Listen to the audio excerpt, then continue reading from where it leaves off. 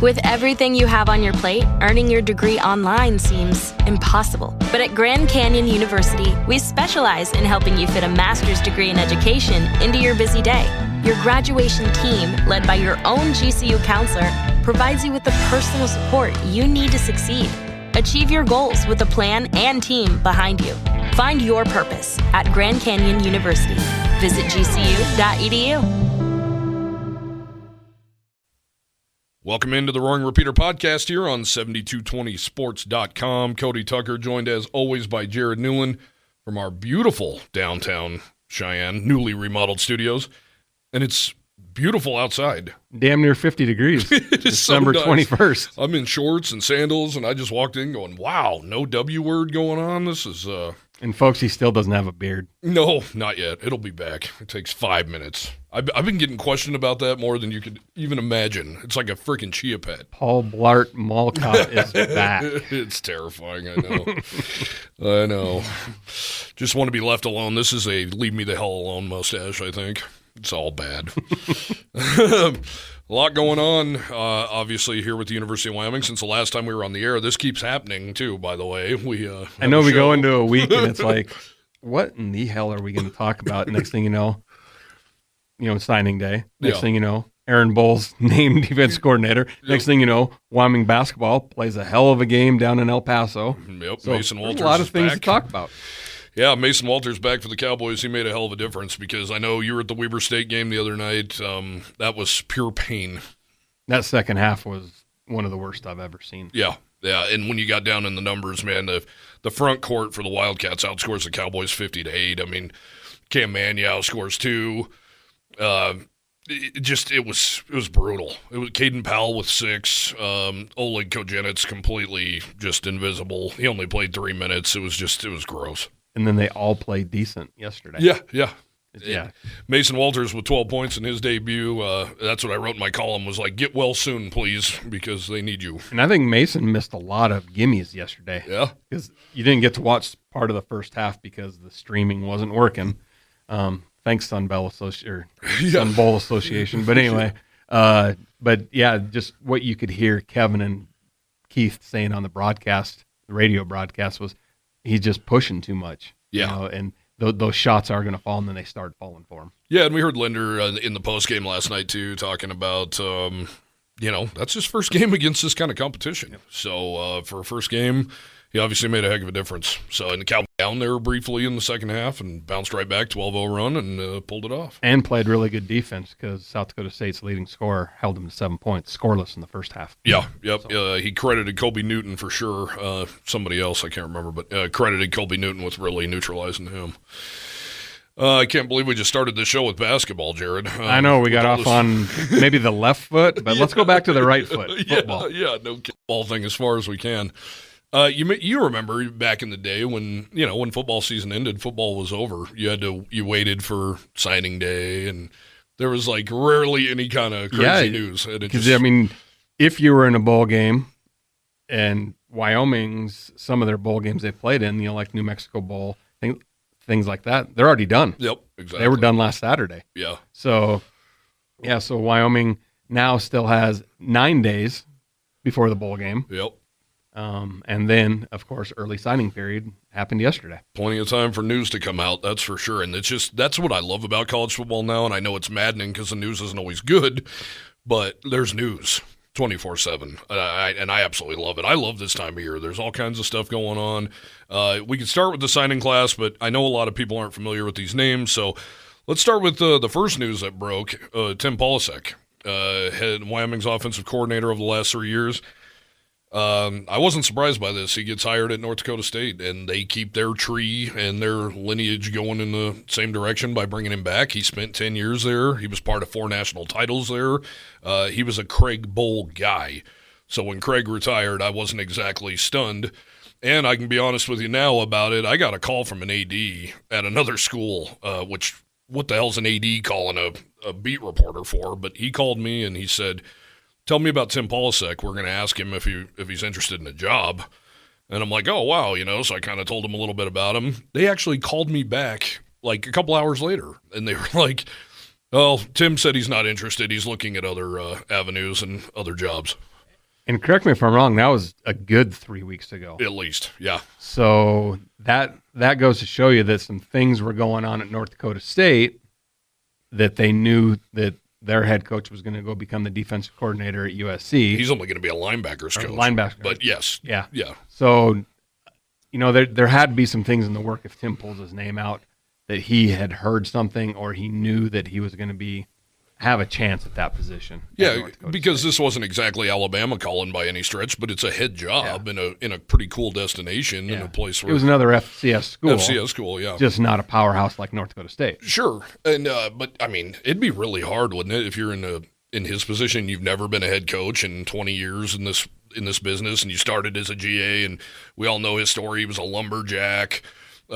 He was sleeping inside the Fargo Dome because he made $6,000, I want to say, his first year in Fargo under Craig Bowl. Something about buying his first golf club or something. Yeah, he traded a golf club just to get gas to get there. And then he talked about how he crushed a Miller Lite right when he got the news. And Tim's a good guy, man. He really is. But one thing about Tim that I'll never forget, he is so emotional. I mean, to a point where, guys would tell me, yeah, we love Coach, but he is on all the time, screaming, yelling, and not in a necessarily a negative way, but he's just on all the time to where sometimes you just got to go, whoa, pump the brakes. And he would be that way in interviews with us. Ryan Thorburn would be down in the front row doing an interview on a Monday afternoon. All of a sudden you hear yelling and screaming, and it's Tim Polasek in the middle of an interview. And then afterwards I go, what the hell did you do to get him all riled up? And he goes, nothing. Just ask him a question. Just asked him a question, man. He gets fired up. And I mean, that's good and bad. I mean, I'm that way too. I'm kind of emotional either way, but he takes it to a whole new level. So I'm kind of excited to see what he can do. And, I'm also really excited for this opening because I thought all along he is a Craig Bowl guy, and maybe things aren't gonna fit if Craig's not here. And I don't know if that's the case or not. He obviously got a great opportunity. I watched his introductory press conference with NDSU, and they kept saying, this is one of the premier programs in the country. And at first I kind of chuckled and said, yeah, right. But for real, they have been consistently good for so long. I mean, more than 2 decades now. So they are one of the premier as far as their size goes. Mm-hmm. And they've knocked off. Yeah. The Division 1A teams. They were a couple of overtimes away from beating Montana last week in a hostile Missoula and going on to Frisco again. So good for Tim Polasek. I'm happy for him. That's a huge opportunity. He talked about how he got passed over for the job the last time it was available, and how that he was devastated, but it ended up being the best thing for him. He obviously went on to Iowa, went on to Wyoming, learned a lot of things. So good for Tim Polasek. So now the offensive coordinator position's open under Jay Sawvel, as well as he needs to replace himself at DC. And I tell you what, Jared, the one thing I absolutely love about Jay Sawvel, yesterday we're in the middle of our press conferences just talking about the recruiting class. That's all we're doing. And I was actually going to ask the question, somebody beat me to it, I can't remember who, but they said, when do you expect to have these positions filled? And he just kind of went, well, I'm probably not supposed to say that, but I'm promoting Aaron Bowl to defense coordinator. So there's some news for you. That's stuff that Craig Bowl would have never done. And then a few minutes later, this one's not as big, but he said, obviously recruiting Cheyenne's really cool. It's our biggest market, closest to us, in-state, all that stuff. And he goes, and we're going to be having our spring game there. I don't know if I'm supposed to say that either, but we're going to have our spring game there because of the renovations at the War. Love it. He's dropping stuff. They've done the spring game up in Casper before. Yeah, and Cheyenne. Yeah. So it is good that they do move it around a little bit. It's part of their outreach. Yeah, I love it. I kind of wish they would do it. I know this is kind of sacrilege for me to say, but kind of wish they would do it like in Star Valley. I know they did wrestling there not too long ago, and they did volleyball in Evanston. I spent a weekend there once. I was the only guy drinking in the whole county. I'm sure of that. They get no Wyoming news there at all. Not a newspaper, not TV. It's all Idaho and Utah. There's a brewery there now. Is there? Yeah. Oh, no one. I wasn't going in there either. We know that. But I love it. I love the outreach stuff. I think it's great. I think it's really cool. I'm glad they're coming to Cheyenne. Selfishly, obviously, we're here. And part of it too is that like with Andrew Johnson, that they kind of go to those locations where they have players from. type of a deal. So. Yeah, I think they did NC, having Logan at the time. I know volleyball's done, things in Cody and Sheridan because of players, and same with women's basketball too. So when they had the scrimmage basketball game, right, for McManaman in Torrington, played Chadron, I believe. Yeah, and they also did the one on the reservation. Yeah, for Luke Martinez. Yep. Yeah, good stuff, man. I love that. Anyway, Aaron Bull. We talked about it on the show last week about, is the future DC on this staff already? And we both kind of, I don't know. I made the case for Bull because the house he was raised in, mainly, and he's been 4 years under Savell. And then as I was writing the stories yesterday, I mean, he's on year 7 now, quietly. He came in as a GA for a couple of years, and then in 2019, Willie Matt Garza got arrested for DUI, and Craig Bull let him go. Jake Dickert at the DC at the time ended up taking over the safeties at that point, and then Aaron had the interim tag slapped on him, and then the next year he was full-time linebackers coach. And we also spoke about how Aaron Bull is kind of the eyes in the sky for Savell, being up in the booth. So he has seen things from above, probably translated some things to Jay before, and then he hears Jay call the play, and all that stuff's processing through his mind, like why he called that play, right, and things like that. So it does seem like the continuity and the transition should be a flawless one, but once again, he still has never called a defensive play at this level. Yeah. No, that's a good point, though, being up top. I wonder if he'll still be up top. I'm sure that's something that Jay will let guys decide. I mean, he's never seen from the sideline, but practice. I mean, I'm sure he sees a lot in practice. But yeah, but maybe it is better that he stays up there because Jay is his eyes on the field. He can still go talk to the guys like he always did. Yeah. But then Aaron stays up there, and maybe that's easier for him to process. Yeah. Of what he had seen in previous years. I guess spring game will be we'll see where he is. Yeah, sure. Well, and it shows, too, that not only has he been under his father his entire life, who is a defensive whiz from his time in Nebraska and North Dakota State and Wyoming, Jay Savell, and he was under Dickert for a couple of years. And Dickert, obviously, he wasn't hired as the head coach at Washington State, but slid right in and has done a fine job since. Yep. So that's another guy who really knows his defense. So he's been with some dudes, and I saw some fans talking about why not Oscar Giles. I think you can argue Oscar's been a coach for 24 years and has never been one. There must be a reason for that. Maybe he doesn't want to be. But he's another great defensive mind that he has at his disposal. They like Benny Boyd a lot on the back end with the corners. So I think that defensive staff has a ton of continuity. Yesterday, Savell said, we're not changing a damn thing.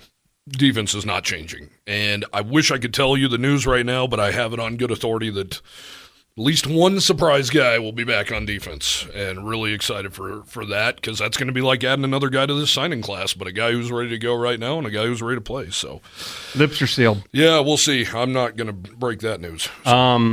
Question is, so Savell is going to replace himself as safeties coach by hiring a safeties coach. Yep. And then, of course, the OC needs to be hired. Yeah. And I wonder what they're going to do, if they'll do anything with a special teams coordinator or they'll still be by committee. Yeah, and I don't know if we've seen the end of the musical chairs, because they got a game coming up. And I think a lot of fans don't realize that these hires aren't happening immediately. I think you want to hire the head coach as quick as possible. Other than that, a lot of these guys, like Savell, wasn't hired until February. Hendricks wasn't hired until February. So. And a lot of it happens, the interview process at the AFCA convention that is in January. Yeah. So. Yeah, exactly. So there's no need to panic and thinking, oh, my God, there's not going to be any more good OCs left out there. They'll be fine. They'll be fine. And I noticed last year Marty English retired at this time, or in January. So it's just they need to get that. The head job is the important one. Mm-hmm. Other than that, so we don't know. We don't know if the staff's going to stay intact. I know Jay, he has some tough decisions coming up, but these guys are all buddies, and they've all worked together for years. That's the one thing you can say about Craig, good or bad, is he had staff continuity, aside from the offensive line coach, which I believe Frank Crum had 5 or 6 of those in his career at Wyoming. Other than that, they've been stable across the board. Yep. So it'll be interesting. People keep asking me, like, any idea about an OC? I don't know about you, Jared. I can't even begin to think who he'd even be looking at. This is a guy who's coached at all levels. He played Division III. He's made a lot of friends in this business. I don't know. I don't know who he would go after. I mean, his last stop was at Wake Forest, and it did not end well. And people keep thinking, well, maybe it's somebody from Minnesota. Well, maybe, but who knows? Well, and he is going to tailor who he gets probably by what kind of talent they have on the roster right now, too. Yeah.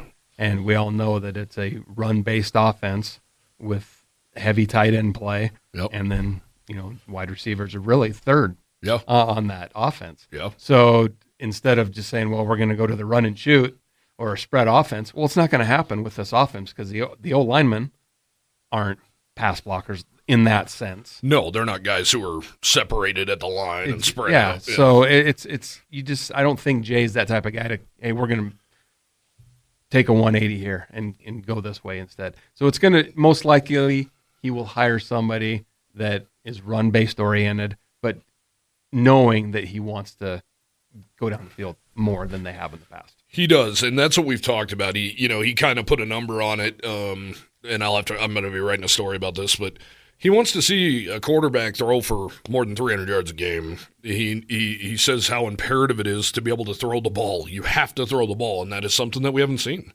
On throwing downs, you have to be able to do it, and you have to make the defense – you have to put them on their heels, and the Cowboys have not consistently done that until these last 2 weeks of the season. Other than that, it has not been consistent. Wouldn't it be nice to have a 3,000-yard passer, a 1,000-yard rusher, and a 1,000-yard receiver? Yeah, I mean, it's been a long time since that's happened. That might be the winning recipe right there. I think the last time it happened was 2016 when Wyoming was in the Mountain West title game. I'm pretty sure. I think Josh threw for 3,000 that year, and I want to say Brian Hill ran for 1,700. Tanner Gentry had more than 1,000 receiving yards. Yeah, I would say that'd be probably your winning recipe right there, honestly. But I don't know. It sounds easy. Your offensive scheme is we need to get the hands in our explosive players' hands.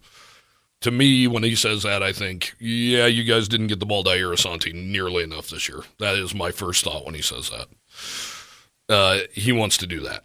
So I think defense, you're going to see absolutely nothing change. I think on offense, you're going to see that balance finally, and you're going to see. I've talked about it with Savell forever, and what I will say about Savell too, in all of our conversations over the last 4 years since he arrived. Anytime I ask him about this offense, he does not say a word. He's like, that's not my side of the ball. I'm not saying a word. So now it's interesting to hear that, he has to say that. And he tells you flat out, we need guys that can make plays. We are not throwing the ball consistently enough. When it's a 3rd and 8, we basically might as well bring the punter out. I mean, that's how it's been. So he's very cognizant of it, but he is a guy who is never going to throw dudes under the bus like that. He stays in his lane, and now his lane's about a 6-lane freeway when before it was just a 1-lane highway. So I love his transparency, and I don't see that changing because he talked about it numerous times in his introductory press conference. I'm me. I'm real, and he is to a fault sometimes because he'll tell me, yeah, this guy sucked. Be like, how do you feel about losing this guy to the portal? I feel great. He sucks. Yep. Yeah, and I'm like, wow, you want that on the record? I don't care. Are you sure you want that on the record? Maybe not. One thing he already did, though, with his transparency is he named Evan Swoboda quarterback number 1. And I asked him the question, I said, you might not have an answer for this yet, but is Evan the front runner? And he goes, yeah. I just talked to him. Yes, he is the front runner. Which we all know Craig never did. No. Oh, no, they're going to battle it out in spring. Well, you're going to name him after spring? Nope, it's going to be a fall decision. Yeah. I mean, really, Josh's junior year was probably the last time that you felt 100% who was going to be the starter. Yeah, you're right. And before that, you didn't know. Wonder why he did that. I mean, it was. Do you think loyalty was an issue with Craig? Being too loyal? There were times, I mean, let's be real, during the 2021 season where you're like, what is Sean Chambers doing in there? He just turned the ball over for his 10th straight time. What are we doing?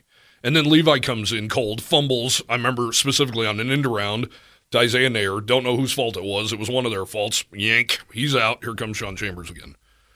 And I'm not blaming Craig because these guys get to see these guys behind the scenes, and we all know Sean Chambers had an unbelievable ride while he was in Wyoming, injury-wise and all that, and he saw how hard he worked, and he saw how he was the leader. He was the true leader in that quarterback room. So I'm not saying it was a bad thing to be loyal, but to me it seemed like sometimes maybe you let that loyalty get in the way, and I know people have said that about Andrew Peasley when he struggled against Appalachian State. And I get it now. I look at it and go, yeah, how do you not put Evan in at this point? And if Harrison Whaley doesn't bust that 75-yard touchdown run, they aren't winning that game. And this season's totally different. Totally different. But they are not winning that game. Yeah. He busted that right after they had that pick six. And if he doesn't, forget it. And that kind of set the wheels in motion a little bit. I would say yes, some of it probably was loyalty, but also they knew that Peasley was hurt in that game. Yeah. He was not 100%. And they trusted him more than Evan in that game. So, and, you got to be realistic. They had their hand forced with the Texas game, or Peasley would have played. Yep. No question about it. They felt all year and still do feel like they have a better chance to win with Andrew Peasley under center, and I don't disagree with them. I just think that day Andrew showed you enough through two quarters where you're like, dude, you got to take a seat, or you have a potential of hurting yourself even worse, and then we're really screwed here. Mm-hmm. Do you like that he named Swoboda? I'm seeing fans that aren't happy with that at all, especially with a 4-star guy in Carson May, a 3-star kid in Caden Anderson, and now a new kid coming in this new recruiting It doesn't class. mean that he's going to be the starter come August 31st in Tempe, Arizona. Yeah. It means that he's the number one QB1 going into the spring. Yep. And these other guys, they have their work cut out for him if they want to not beat him out for it. The job's still open. Every job's open if somebody can play better. And he prefaced it by saying, hey, man, the best player's going to play. So that's but people think, oh, my gosh, he's a starter. He's automatic. And no, not really. Yeah. A lot of things can happen between now and August 31st. Well, and the beauty is that he's seen what Evan can do over these last two seasons. And maybe they know with Evan's mindset, though, that it was best to say, you know what, you are our guy going into the spring. And maybe that means come January 10th, whenever he returns, or 15th when he returns from, holiday break. Yeah. Maybe he's in that QB room watching film, learning, diving into that playbook, whatever playbook that's going to be. Right, but maybe he's doing more, because we all heard that Peasley was a film rat. Yeah. I mean, he was in the film room nonstop. Yep. And trying to learn, trying to be better. So maybe that's what their way of lighting a fire under Evan is. Like, this is what you need to do. Yeah. And, you can only take what a coach says so far, but I really trust the players. And I asked Andrew Peasley about it, and he said Evan didn't know how to complete a bootleg when he first got here. I mean, he was not great. Had all the physical tools, just was not putting it together. And he said his transformation has been unbelievable. And Peasley flat out told me, hey, I just told my wife, I cannot wait to be a Wyoming Cowboys fan next year and see what Evan Swoboda can do. And he said, I've been around two quarterbacks in my long 6-year college career who are special. And one of them is Jordan Love, who's a starting quarterback for the Green Bay Packers, and the other one is Evan. I take that. I think that carries a lot of weight when your teammate says that, especially the starting quarterback of this team. Yep.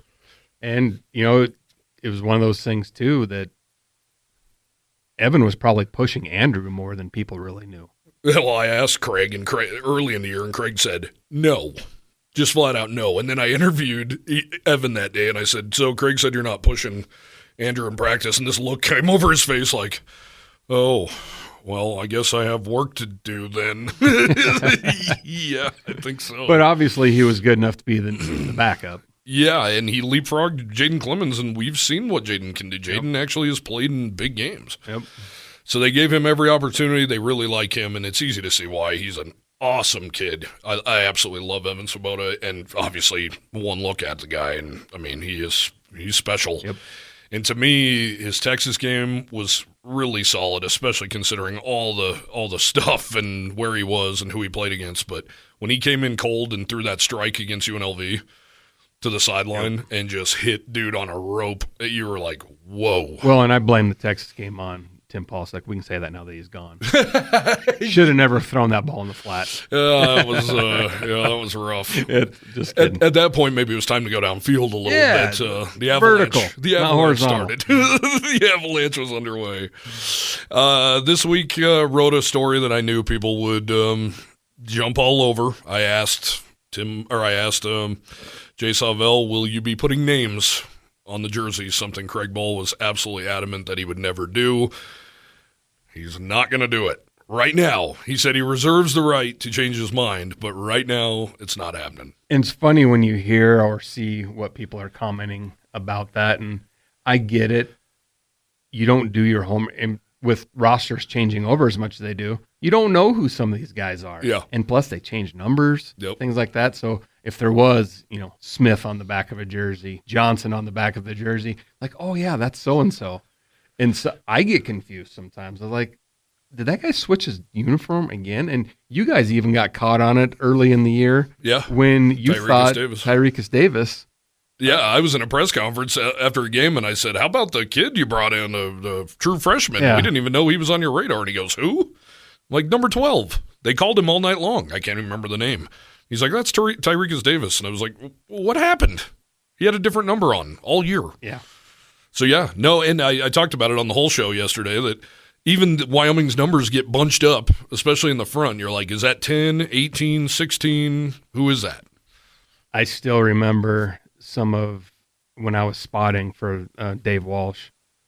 There were so many games where the uniforms were, the fonts on the uniforms, you couldn't tell like between a 2 and a 7, a 6 and all these things. Yeah. A 3 and an 8. Yeah. It was so bad. Yeah. And then sometimes they'll like have the foil number on, and it was glaring, like when the sun was shining. You couldn't see it, even with binoculars. Wow. So I like Wyoming's font, and even though they do get bunched up a little bit, at least I think you can read the numbers compared to some other teams. So. Yeah, well, another thing that Craig never let anybody do, I remember asking Titus Swin, who had 2 number changes while he was here. He moved to 2 his last year, and I said, what's with the number change? And he goes, well, I wanted number 1, but Craig pretty much laughed in my face and was like, we don't have number 1s on this. This is a football team. We don't have number 1s. So they don't do number 1. They don't do number 0. Jay Savell said that's still the plan, to not do either one of those. However, all white. He likes the all white. And I think that was birthed during the spring game last year because he coached the all-white team, and, man, they look good. I think he heard us last week when we were talking about white on white. Looks good. It does look so good. But going back to the names, yes, I understand the whole concept of playing for the name on the front of the jersey. I like that. Yeah. I do. But you know what? And I don't think you're going to lose any recruits because there's not names on the back. Do you want those guys anyway? Yeah. And Dave Christensen used to say the same thing about Nike. I can't recruit without Nike. Yeah. Really? If a kid is making his decision because of the shoe or the sweatsuit he's going to wear, that kid doesn't belong here anyway, in my opinion. I agree, but could you see where a kid would be like back in the day, like with Joe Glenn, and go, New Balance? That's what my grandpa wears when he walks around the lake every morning. You ask those players on that team, and they say those are the most comfortable cleats they've ever worn. Really? Yes. Well, and I know we love our New Balance guy. Yeah, Mike Schenbeck. Love Mike Schenbeck. But I think at that time, they weren't cool because now you see Major League Baseball players wearing New Balance. Thanks to Mike. Before that, though, It was like, what the hell? This is like old people shoes. Plus, they were that prairie gold, so to me it was just a monstrosity all the way around. But the players did say that the cleats were actually very, very comfortable. Yeah, I think now you could probably get away with that for sure. And what a smart idea by them to throw those on some high-profile Major League Baseball players. Yep. Because to me, back in the day, those were just like off limits. Like I didn't even want to buy any shirts that said New Balance with Wyoming on them because it was embarrassing. And I thought it hurt CSU too. They were Russell Athletic for the longest forever. Time. And I'm thinking, what the hell are you guys doing? And yeah, I'm with you. You don't want a guy based on that kind of stuff, but Russell Athletic when everybody else is rocking, because that was the uniform revolution at that point. Mm-hmm. And here they come out in Russell Athletic crap every week. And I thought they kind of did Wyoming some favors by doing that. by sticking to that, because it wasn't cool. And half the time you'd look at CSU's coaching staff and they wouldn't even have like CSU-looking outfits on because they just were plain Jane crap. And I looked into that, Russell Athletic, because Georgia Tech's another team. They're in a hotbed of awesome uniforms in the Southeast. And I'm like, why are they still rocking these? And they're hideous in general, but you're wearing Russell Athletic. The owner of Russell, went to Georgia Tech.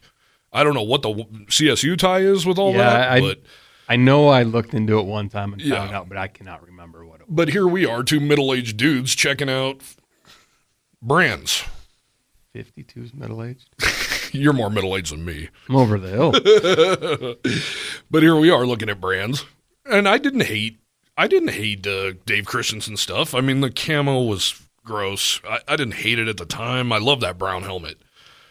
But the brown matte helmet is pretty sweet. But aside from the Wyoming state flag, I was not into messing with Steamboat. I don't care if it's an American flag. I don't care if it's Breast Cancer Awareness Week. Just don't mess with that. And he did do the one game that I can't believe people didn't have an absolute heart attack when he did the big yellow W on the side against San Diego State. And it did look really good on that brown helmet. But I don't know. Sometimes it seemed like, I think because they were losing and they were so inconsistent too, that people are like, what are we worried about uniforms for? You need to play better. But if they're winning, I mean, we might look back on those in a totally different light. Yeah, I mean, it works for Oregon, but yeah, that's really about it.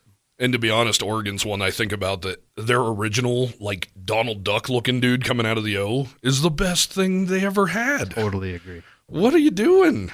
That on the side of the helmet is beautiful. Like when Akili Smith played there. Well, just like the Indianapolis Colts they played there in their retros last week. Yeah, the U on the back, the two U's. Yeah. But the logo, though, kind of like the Bronx going through the horseshoe. I mean, yes, beautiful. Same with like the Cleveland Brown. I love that elf logo. I even love their old dog logo. All those they're awesome. But anyway, you can talk about that forever. I am looking forward to the all whites. That reminds me, of course, of like Dana Dimmel's teams wearing all white on the road back in the day. And talk about plain Jane uniforms. They didn't even have Wyoming on the front. Yeah, and they had one bucking horse on the sleeve. That was it. And I loved them. No helmet stripe, no nothing. They looked old school. Those were like Penn State-esque.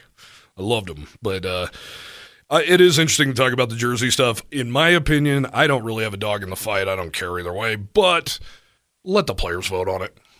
Let the players say, do you want your name on the back or not? Because I did see some parents actually in the comment section going, hey, man, that's our family last name. And then, of course, the NIL stuff, you can say, hey, it's already hard enough to see football players with helmets on. Now they don't even have a name on the back of their jersey. Now it's extra hard. Because let's be real. I mean, can you name a Penn State football player in the last decade? Saquon Barkley. One. Micah Parsons. Yeah. I can't name and five. You probably only know Micah Parsons because you're a Cowboys fan. I don't remember him being Von Miller in college. Oh, he was. I know he was awesome, but I don't think he was the first one that rolls off the tongue. Yeah, they've always had. That's kind of like linebacker U. Yeah.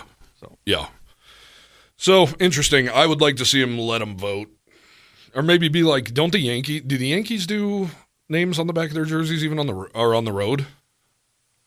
I don't pay attention to the Yankees. I don't think they do either. Now that I think about They're it, the Astros' little brother. Yeah, I guess I don't think about that either. But I say let them vote.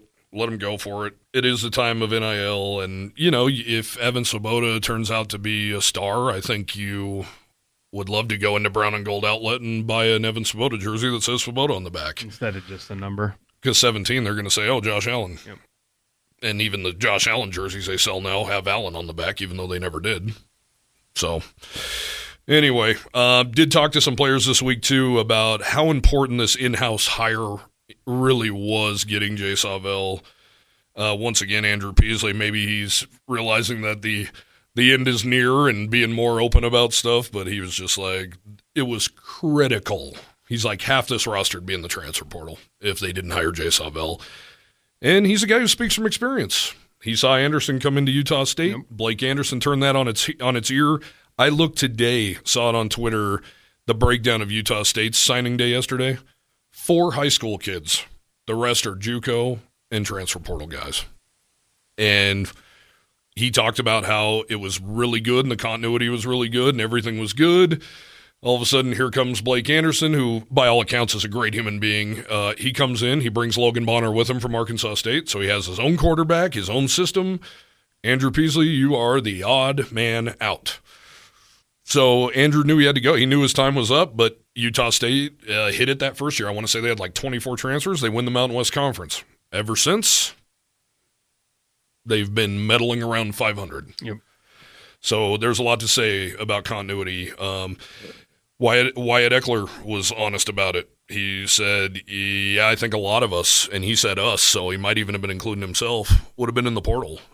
Jay Savell is his position coach, so he's extra close with Jay, but he said, man, the unknown, just if you're on the fence whatsoever, that unknown will push you over the fence. Yeah, damage control was definitely on the top of Berman's list when this happened, and it's a good thing. Yeah. That he did keep in-house, and they stayed, and even former players that have played from him have reached out to you and said, slam dunk. Yep. 2 guys in the NFL, Wingard, who didn't play for him but knows of him. Yep. And then, of course, Logan Wilson, they both said slam dunk. And Muma, who did play for him. Yeah. Yeah, and Muma did play for him. So, yeah, I don't know. The guy who reached out to me, I don't know if he wants his name public, but he was a very prominent defensive player who played under Jay Savell, and he was like, dude, he actually asked me, what are your thoughts? And I said, well, what are your thoughts? And he goes, I want to hear yours first. And I told him, to be honest, I like it in so many ways. I really like Jay as a human being. I think he's cool. I love that he's a player's coach.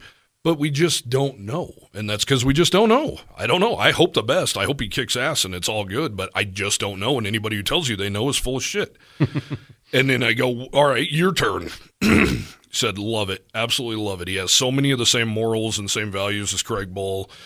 Not a lot's going to change. However, the player's coach aspect of it is so important. And I think it's been pretty well documented that Craig Bull fell short in those areas. And I don't think Tom Osborne was known for being a player's coach and more of a CEO. And as you know by now, if you've listened to 5 minutes of Craig Bull talking, he pretty much based his whole career off what he learned from Tom Osborne. And Craig started being that way year 7, tad bit. Year 8, a little bit more. Year 9, yeah. And this year, you hear about him going sitting down while people are eating. Like, hey, so how are your folks? How are your grandparents? How's your brother? Yeah. You know, things like that, which he had never done before. Yeah, Jackson Marcotte told me last year, he's like, man, he came and sat with me and was talking about the meal my mom made for him the day he recruited me and how it was still the best spaghetti or whatever he'd ever had. And I could see how it'd be kind of weird for these guys. All of a sudden, Craig wants to sit at your table. You're like, what the hell is this guy doing here? He does care. Yeah, why are you at our table? But by all accounts, he made that effort, and he knew. I mean, it's time, dude. Not only is there so much changing on the college landscape, you've got to be cool. Your players have to feel comfortable coming and talking to you. And that's what was cool, and we'll jump into this recruiting class, and I think it's a good segue to this recruiting class, because initially you go, hey, how's this class going to be affected by a coaching change? And they mentioned it numerous times yesterday. Jay Savell and Gordy Haug, the executive director of recruiting, this is Wyoming's recruiting class. These kids came here because they love the Wyoming program. It had nothing to do with a singular coach. And we saw that not only did Craig Bull not affect that, neither did Tim Polasek, because Polasek left 2 days before before signing day, and he recruited Minnesota and Wisconsin. Those kids are still coming. Those territories are crucial to Wyoming's development for offensive linemen and defensive linemen. Yep. And have been for a long time. And like I said, none of them flipped. None of them.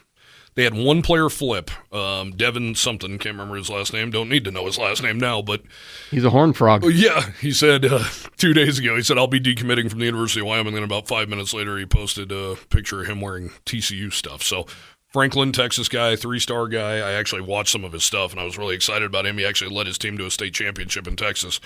And if you know that grind, that's an unbelievable accomplishment to win a high school championship. They even played their championship. Yeah. Seems like it goes on forever. It does. I want to say it's like 10 weeks. I never covered a team in Texas that made it that far, but I will tell you, like the second round, I covered a second-round playoff game for one of my teams in the Houston area, and they were playing in the Texans Stadium. They didn't need to play in the Texas Stadium, but that's the things they can do down there that are just so special and so incredible. The next week, they played at Sam Houston State's home stadium. Then the next week, I think they lost, but I think the next week was at Kyle Field in College Station. And covered state softball in University of Texas's stadium. And I mean, that's just the kind of cool stuff you can do down there. So yesterday, when the dust settled, 27 commitments total. They only came out with 26. At first it was 25. Then during our actual interviews with the coaches, Gordy Haug looked at his phone and goes, oh, there's number 26. I can talk about number 26 now, which was Alex Kahn, a big offensive lineman who you would think could step in right away. He started his career at Nebraska, won a national title just a couple weeks ago at Iowa Western. He's a guy who could possibly step in right away for, a departing Frank Crum, who's the only guy on this offensive line who's leaving. And if Iowa Western is familiar to you guys, that's where Rico Gafford came from when he came to Wyoming. And, of course, he had a few years in the NFL himself. Yep, no doubt. 19 scholarship guys signed yesterday, 9 preferred walk-ons. They love the preferred walk-ons and wrote a story today about why is that so important to this team.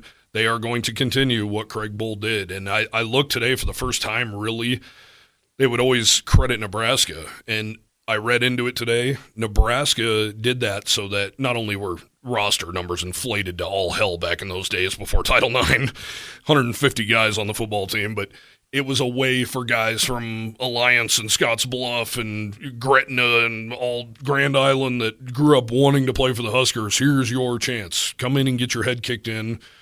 Last man standing, see if you make this team. And it was really a thing of pride at Nebraska for all those years.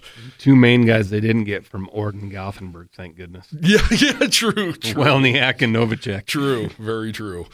And they probably had offers, I would imagine, to get on that walk-on program. So they are going to – Jay Sawvell is going to continue this tradition. Craig Bull, it's near 50. How many walk-ons have received scholarships at the University of Wyoming? So it's really important to them, and the thing, it drives a reporter absolutely insane because they don't decipher who's scholarship and who's not in the beginning. So you're like... Until the press release. Until the press release, yeah, and then you're like, oh, damn it, I've had this guy, like Rob Rathman's son. I thought he was a full-ride guy, and there's nothing wrong with not being, but he's a preferred walk-on, and he hasn't signed yet. He'll sign during February from what I understand, but... You don't know. They don't decipher, and they want it that way. It's very much on purpose because they say they treat these guys just the same. And now Tom Berman, they've credited Tom Berman with getting programs in place where these kids still have as many meals and access to tutors and access to the weight room. That wasn't a thing back in the day. The only difference is they're paying for their tuition. Mm-hmm. Other than that, they want everybody to be the same, and the best player is going to play. We've seen the Wyatt Whelans, the Will Pellisiers, the Jordan Bertanolis, the Ryan Marquez. Those guys all came here as walk-ons. Now those guys are going to play a huge part in this bowl game December 30th, and they all started as walk-ons, and now they're all scholarship players. So you have an opportunity, and that's the beauty. Wyoming gives you opportunities, and a lot of these guys really take the bull by the balls and make it happen. So it's really nice to see. According to UW's press release, 15 of these guys are 3-star rated high school players. 11 of them rank among the top 100 players in their home state. The position breakdown sees 13 recruits on defense, 10 on offense, 1 on special teams, and another categorized as an athlete. The defensive recruiting group is made up of 5 D-backs, 4 linebackers, 4 defensive linemen. Offensively, 4 offensive linemen, 3 wide receivers, 2 tight ends, 1 quarterback, and late yesterday, a running back. Dante Birch out of the Kansas City area wrote a story about him today. Go check that out. That's a question I had for Gordy Haug, who's also the running backs coach. Where the hell are the running backs? Like, this is Wyoming, man. What's going on here? And I think you've commented on another show that you were on yesterday that most likely the next signing period is where you're going to see some transfers come in. Yep. And those guys to fill those athlete spots. Definitely. Which are your wideouts, your running backs. Yeah, and they did maybe a cornerback or 2. You're right, and they did pick up 3 wide receivers yesterday. Only one of them is a scholarship guy, and he's 5'11", 160, little speedster out of Chicago. They need help at the wide receiver spot. They're losing a ton of weapons, and I asked Jay Sawvell, is it safe to say you're going to be hitting the portal hard for a wide receiver? And he didn't say it's safe to say, but it's safe to say they need him. And maybe he's hinting that Wyoming's going to go to the wishbone or flexbone. I hope not. Just a rumor, folks. Yeah, no. Don't spread it. Just a bad rumor. Yeah, no. Yeah, this Chris Durr guy, he's the little wide 3-star recruit. Number 54 overall recruit in the state of Illinois. As both a senior and a junior, he was honored as a Class 5A first-team All-State selection. He must have some serious wheels to be 5'11", 160. And I want to say last year he started the year at 148. That's a slender dude. And also this Birch guy, this running back, he's 5'7", 170. Maybe he's another DQ James type of cat. He's not very big, but he rushed for 1,300 yards and 24 touchdowns last year while leading. He plays in the homeschool association. He goes to a Christian academy in Kansas City, and they made it all the way to the national championship game. So I did cover one of those schools in Texas, and and they lost to a Texas team. They lost to Tomball. It's an absolute it's a slobber-knocking league, too. I mean, when you look at it, you go, oh, homeschool kid out of what? But it's real deal, man. Mm-hmm. It's real deal stuff. So, Braylon Jenkins, he's an interesting one. Offensive lineman, number 18 overall recruit in the state of Iowa. He really helped his stock this year. And Jay said when it was announced that he was going to be the head coach, Braylon Jenkins was the first guy he went to visit. And they said at the 11th hour, he was getting calls from Big Ten schools with offers. And they talked about how proud they are that he stuck with them. And he will be coming to Laramie, signed on the dotted line. He was the first player, in fact, yesterday to sign on the dotted line. So, you want to be an offensive lineman, this is the place to go. Number 5 best offensive lineman in the state of Iowa, according to the Des Moines Register. So, first team, Class 5A, highest class. Those top 4 guys, 2 are probably going to Iowa and 2 are going to Iowa State, most likely. And most likely those are the schools who called. Yep. And we touched on him a little bit, but Iowa State might be a little pissed off at Wyoming. Dion Baptiste, quarterback, 6'5", 3-star kid out of Katy, Texas, big lefty. Watched some of his tape yesterday. Really talented guy. Number 22 best high school quarterback recruit in the state of Texas, which is saying a lot, guys. I mean, there's 22 high schools in some towns in Texas. I mean, it's just that important.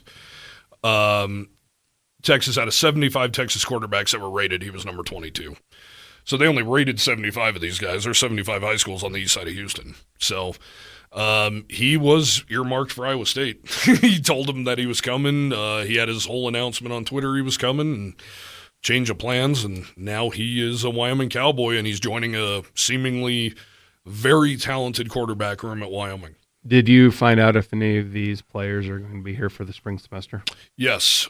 Chris Durr, the wide receiver, which is good news. He'll be here. And then Keelan Anderson, one of the 4 Wyoming recruits, the kicker out of Cheyenne South, who hit a 61-yard state record this year for South High School. And if you know about South High School, they don't even get in field goal range very often, so I wouldn't be surprised if they scored 24 points all year, and he scored them all. Yeah, I did look at his stats, and he didn't have that many attempts just because, like I said, they're not in position. They just don't score. Yeah. Another story on the website today. Once again, Wyoming is they're doing their due diligence, and they're doing their job within these state borders. Signed Alex Haswell. He was the 4A lineman of the year last year, playing up at Powerhouse Sheridan, led them to their second straight state title. Unanimous selection, 4A first team. He was on the Casper Star Tribune 25 team. He's 6'4", 230, played offensive line. Obviously, he's got a lot of pounds to put on. So did Frank Crum. He had a lot of room to grow. And folks, offensive line is one of those positions, if you're not one of the biggest studs where you came out of, you're not going to see the field for 2 or 3 years. Yeah. You need to develop into that position. Or your body. Your body needs to develop. Yep. So I remember back when I was, a trainer and with Tiller and those guys. I mean, Steve Cyphers was a true freshman that played, and Isaac Hawkins. Mm-hmm. Other than that, all these guys, they didn't play till they were redshirt juniors. And some of them probably get forced into action. Yeah. Like we saw Wes King, what happened to him this year, and Luke Sandy, those dudes got forced into action, and they're not even true freshmen. They're redshirt freshmen. So the offensive line, Craig Bowles said it till he was blue in the face, playing in the trenches on either side takes some birthdays unless you have some God-given just body. And Gordy Hogg talked about it yesterday. They got a couple of guys they feel like can play probably right away, especially on the defensive front. kid out of Bryan, Texas. Excuse me. They really like him. He's a big boy already, so they're really excited about him. And he was honest. He said, this is a guy we probably couldn't have touched 4 or 5 years ago. However, Wyoming's gaining a reputation, and the transfer portal is killing high school recruiting. I just told you about Utah State. That's Utah State. Imagine these other programs where you're about to be strung up if you don't win 9-10 games a year like Florida. They're ready to run their coach out of town again after they already ran Dan Mullen out of town. They're not going to wait around for these freshmen you're talking about that need to grow into their bodies. They need to go find some dude and get him in and plug and play right now. And that affects the high school recruiting. And that's where a developmental program like Wyoming can really step in. And I know it's maddening because Wyoming puts in all this work and these kids become themselves and show what they can do, and some of them leave. But that's just the name of the game now, man, and it's something you got to go for. And speaking of names on jerseys, I've told fans this 100 million times. Now more than ever, you go for the name on the front of the jersey. That's who you need to pull for. The kid on the field can play for whatever he wants, but you need to, because the faces and names are going to change with regularity. And right now, they're not. Wyoming has 6 players right now in the NCAA transfer portal. 5 of them were non-factors, to say the least, like didn't even play. The other one is Colby Taylor, who's now at Vanderbilt, and we all saw how rough of a season he had on the island. So they're doing well. They're doing very well. They haven't pulled anybody out of it yet, but I think that's where the focus is going to shift now that signing day's in the rearview mirror. Another guy out of Cheyenne, Drew Jackson, defensive back from Cheyenne, heard his name a million times. Unfortunately, didn't get over to any East or Central or South games this year, but heard his name a million times on the radio. Knew he was one of Cheyenne East's best players. Unanimous first-team 4A all-selection at running back. Also earned first-team honors as a D-back. That's the kind of guy you want here. That sounds like Logan Wilson to me. Excels on both sides of the ball. Raw talent. Come on down. Love it. And apparently he's got the speed and everything else to get it done. We already talked about Keelan from Cheyenne South. He hit the 61-yarder against Natrona County. He was also unanimous 2023 first-team all-state selection. And Tegan Seeds, if I can find his name here. I used to cover Douglas High School. Tegan was a junior high kid when I lived there. Knew him because his father is a coach at school. But Tegan Seeds is an offensive lineman from 2023, first-team All-State honoree as an offensive lineman. He was a first-team All-State honoree as a defensive lineman in 2022. I know Jay Rhodes and that Douglas program, they continue to pump him out year in and year out. Not shocked at all. I'm actually shocked we haven't seen more Douglas guys come down the pike, but they have been filling up the rosters at Black Hill State, and that is a 3A. It was a 3A power when I was there for sure. I know they haven't won a state title in a minute, but they have athletes and they pump them out continuously. So good to see. Other than that, man, they just, we can sit here and lie to you and tell you this is the greatest class ever. You never do. This time of the year, you just don't know. And luckily, a couple of them are coming in. We'll see them a little bit in spring, but then you won't hear a coach probably talk about them again until first week after practice starts in August. Yep. And you might hear a little bit about some from other players, what they do in the summertime. Yeah. Things like that. But we'll see. Yep. Most of these dudes will be here in June, and selfishly, like we said, really excited to see the Cowboys play a spring game here in Wyoming. I'd imagine that game or here in Cheyenne, I'd imagine that game is going to be at East High School. I think last time they were here, they played at Central. I believe that's right. East has a newer stadium. I'd imagine that's probably where they're going to play, but we'll obviously keep you updated on that. Basketball in full swing. Cowboys won their 7th game of the year last night. They play tonight at 7 against old friend UTEP. I'm sure you have some good memories of Wyoming and UTEP. Well, the two that stand out are, of course, Antonio Davis and Laramie against John Summers. They had a little skirmish, and then Sly Johnson at UTEP got into a fight, and I can't remember how it all went down. But there was blood. I do remember that. So you're telling me Sly Johnson got in a fight during a game, And I reached out to Sly Johnson to ask him for our villain series about villains that he played against. And he not only said, no, I don't want your negativity, he blocked me on Twitter. I ran into him at the Maury Brown service and talked to him for a little bit. And he's here in Cheyenne, working at East, I believe, as a guidance counselor. Oh, yeah. Oh, no wonder he doesn't want negativity in his life. I would really love to talk to Mr. Sly Johnson about his overreaction to a simple question for a fun, loving story about old rivalries. But no negativity here, folks. We won't be talking about that. But the Cowboys Miners tonight at 7 o'clock. Do not yell at me again if you can't find the stream. That was a UW press release. They said it was going to be on the Mountain West Network, and they said it was going to be on that Sun Bowl Association YouTube page. It wasn't. I sat in my car, and I listened to most of that game last night myself. It did end up being on somewhere in the second half because I heard people say that they actually got to watch it. So hopefully tonight it will be on from the tip. Yeah. And since it's UTEP too, that might help a little bit. So. And what a nice little boost here for the Cowboys to win. I know this is just kind of a smaller in-season tournament, but go win a tournament championship. Go do it. Absolutely. And the Cowgirls are playing right now, so we'll get those scores to you here shortly. But they're up on Wright State right before at halftime, actually 32-20 out in Las Vegas at the Holiday Hoops Classic. Didn't we meet some Wright State fans when we were at the NCAA tournament in Dayton? I could have swore, isn't Wright State close to Dayton or something?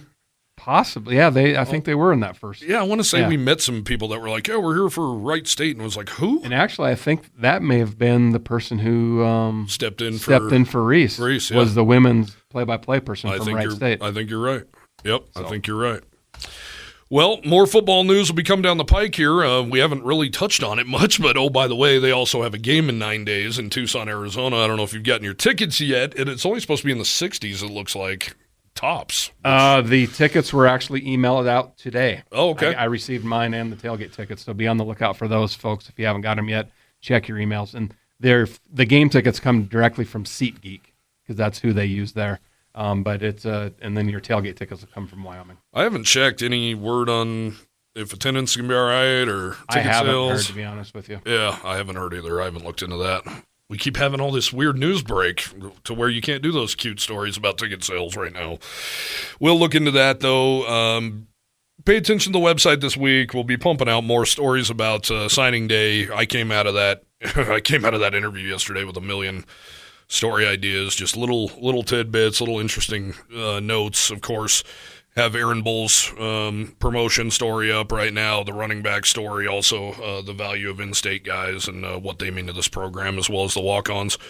So make sure to get over to 7220sports.com, check that out.